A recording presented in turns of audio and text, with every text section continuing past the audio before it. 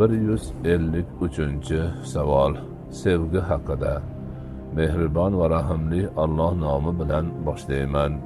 Assalomu alaykum va rahmatullohi va barakatuh. Shayx Muhammad Sodiq Muhammad Yusuf hazratlari, sizga savolim shuki, Allohning bandasiga bo'lgan sevgi Alloh in'omimi yoki shayton hiylasimi? Ikkinchi savolim, Alloh yo'lida sevish qanday bo'ladi? Javobingizni kutaman. Javobingiz uchun oldindan tashakkur. Javob. Bismillahirrohmanirrohim.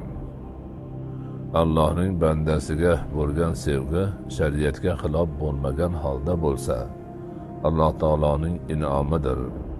Allohning bandasiga bo'lgan sevgi shariatga xilof holda bo'lsa, shaytonning hiylasi va gunohning uyasidir. Alloh uchun sevish, Alloh yo'lida sevish kabi iboralarning shar'iy ma'nosi bir kimsani uning iymonliligi va Alloh taologa bo'lgan taqvosi uchun sevishni anglatadi.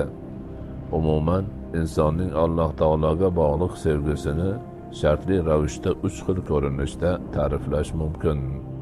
Birinchi, Allohni sevish, ya'ni Alloh taoloning barcha amrlarini sevib bajarish, qaytargan narsalardan qat'iy qaytish, har doim taqvoni lozim tutish hamda u zotning elchisi va habibi bo'lish, Muhammad alayhisalomga shubhasiz ishonib, dinda u kishiga ergashish, u kishini o'ziga yo'lboshchi, do'st, vali deb bilish, insoniyatning eng afzal sifatida sevish va qadrlash.